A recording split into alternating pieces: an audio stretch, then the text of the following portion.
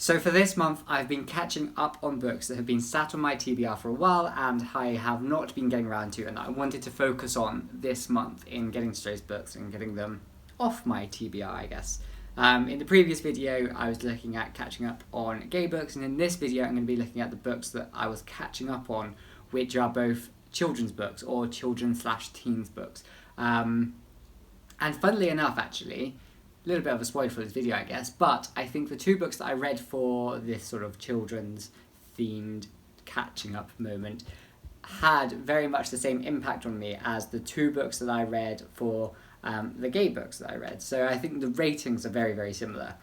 Anyway, let's get to it and talking about the books. The first book that I read is the teen book.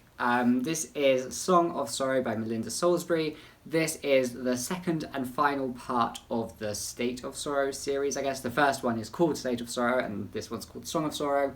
Both of them have absolutely gorgeous covers that I really, really loved. And I think that's probably one of the main reasons why I picked them up in the first place. Also, Ashley from A Frolic Through Fiction read State of Sorrow and really enjoyed that, and that kind of inspired me to then go forth and pick it up. I will just say from the off bat, I think I definitely preferred State of Sorrow over this one, Song of Sorrow. I gave this one a 3.5 in the end. It was an enjoyable read. It just didn't have the same sort of power, I guess, as the first book did. The duology follows a character called Sorrow Fentaxis, I think that's her name, and she grows up in this sort of governmental family / royal family. It was a bit vague as to, because they're not quite a royal family, they're more like a governance, but it runs, the country itself runs like a kingdom. And as she grows up, the whole country is in perpetual mourning. So in the first book, she's kind of overcoming this sense of sadness that permeates the whole country. She's then trying to run a sort of political campaign in order to become the ruler of the country. And then the story continues in ways that are twists and turns, in some ways that you might not imagine, and in other ways you can probably guess from the get-go. Anyway, that's the kind of basic overall structure, and that kind of mostly happens all in the first book. This second book doesn't really focus as much on the political aspect as the first one did, which I think is probably what I enjoyed more in the first one. In the first one, you had a lot of intrigue and you had a lot of sort of interesting discussions about the youth's role in politics. You had a lot more actual thinking about the implications of your political actions and motivations, whereas in this book, it kind of just was far more focused on the personal of the character, Sorrow, and it was more focused on her and her friends as opposed to actually her and her country. One of the biggest plot twists in the end of the first book was something that I actually completely forgot, so then the first third of this book kind of focuses on that plot twist and the fallout of that twist. So for a long time I was being like, oh, what? I'm confused, what happened again? But then I got into it. However, it just dragged that first third. It kind of focused, it put Sorrow in a position in which there was nothing she could do except for whine about the position that she was in, and it was just very frustrating to read that and then to not feel like you're actually moving forwards. You're just in this constant state of her being like, oh no, I'm in this terrible position and there's nothing I can do. I think Melinda Salisbury, she played this plot twist to cast a really strong ending on the first book without quite thinking about how that was then going to impact the start of the second book. Because from point A to point B in this book, which then leads on to point C, D, E, and then the ending, that first journey from point A to point B was just kind of, it dragged, to be honest, and there wasn't anywhere, it was a bit like a standstill traffic jam. There wasn't any way round, you just had to go forward, but it was a bit painful to just keep on going forward. And I don't know, that really bugged me. But then once it got past that, so after the first third, the second part and the third part, they were a lot more enjoyable. And, the action actually picked up and things were going forwards and things were moving forwards. I must say, I personally didn't like the ending of this book. I think it was a bit of a cop-out. It was all a bit too convenient, and things were wrapped up a little bit too quickly and neatly. But there were some really nice characterization in this book, which I did enjoy, and I think that's kind of what helped boost it up to that 3.5 mark.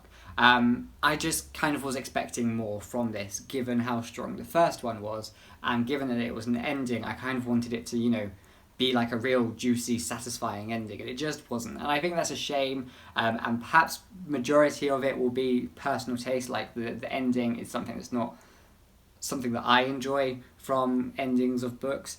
Other people might like the ending, but I think the first part is definitely a slow, quite boring, quite frustrating part, which perhaps isn't just personal taste, but that's something, that was a flaw in the writing plan of the two books together.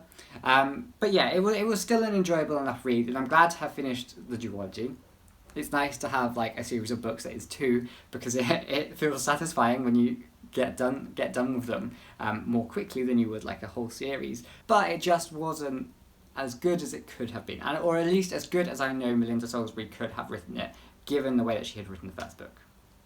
And then the second one, again, another sequel, is Wundersmith, The Calling of Morrigan Crow, which is the sequel to Nevermore, The Trials of Morrigan Crow. Now, this book is a second in a series of, I think it's going to be 6, I can't quite remember, but I know that Jessica Townsend has just recently been given the go-ahead on the next 3 books in this series after this first 3. So that's exciting to know that I'm going to be able to spend more time with Morrigan Crow as the books progress. Now, this one I gave 5 stars, which, funnily enough, in the inverse to Song of Sorrow, this one I much preferred to the first one. Even though I gave the first one, I think 4.5 stars, this one I think was just overall a lot more stronger. The Nevermore series follows Morrigan Crow, who is a girl that's a little bit peculiar. Not so much in a magical sense, but just in a way that she doesn't quite fit in. And there is a reason that she doesn't quite fit in. She's then taken to the world of Nevermore, which is like a bubble world within the same world, but kind of also not in the same world. Again, that bit was a bit confusing in the first book. And I'm glad that in this book, we don't really have to deal with that. In Nevermore, she then takes these trials in the first book to join the Wonder Academy, or the Wondrous Society, that's it.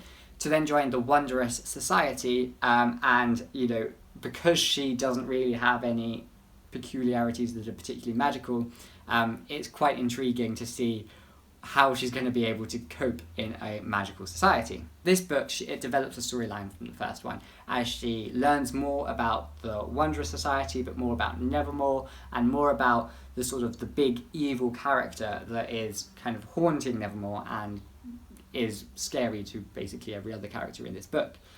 What I enjoyed the most about this one is that it didn't take place in Morrigan's home world. In the first book, we spent a lot of time there in Morrigan's home world at the start, which for too long, in my opinion, and I was just a bit bored because I knew that she was going to go to Nevermore and I wanted her to get there so that the story could begin. Whereas here, it was all set in Nevermore. It was all, action from the word go. And it was intriguing, it was well written.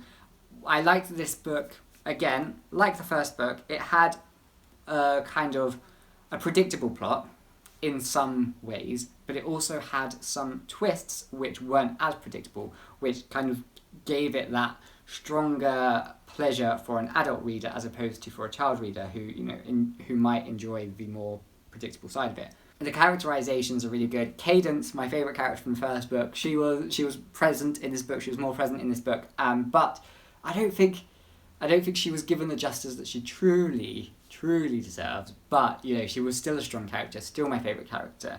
But we also got to know some more characters, which added an additional layer to it, because it made it more about.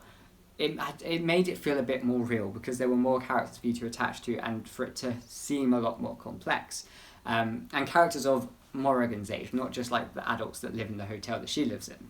The general plot of this one also was a lot stronger because there was a there was like a solid through line from point A to point B. There wasn't like a little, there didn't need to be such a long exposition as there was in the first book. It was just able to kind of jump in and continue through. But also the world and the magic within the world developed in a way, and Morrigan Crow finally begins to understand her place in the role of using this sort of like magic, which I was kind of, which was lacking in the first book for particular reasons, but in this book it was able to explore it in a way that it wasn't able to in the first book. So that was really enjoyable. This book just felt a lot more fleshed out, and it seemed like Jessica Townsend had learnt something from having written the first book, and she used that knowledge to then create a stronger book, which you would expect from somebody who is writing and growing as they write. So this one I absolutely loved. It just had all that sort of special feeling that you might expect from a fantasy middle grade novel. It had the charm of Harry Potter. It also had the wonder of like the Chronicles of Narnia. It had everything you could hope for, with a little bit of danger, a little bit of danger, and a few like tongue-in-cheek adult sort of references, which just make it seem that a little bit more pleasurable, I guess, to read. So I'm excited for the third one. I'm not so excited that I have to wait for it to come out in paperback, but I think it'll be worth the wait, especially given that this one was definitely worth the wait from when it came out in hardback to now paperback. So those are the two books that I read, catching up on the children's books. I've only got one more book left to read from the TBR that I set myself, so hopefully that should be read and done over soon, and then I'll make another video, of course, to talk about that. So I'll see you then in that next video, and bye bye for now.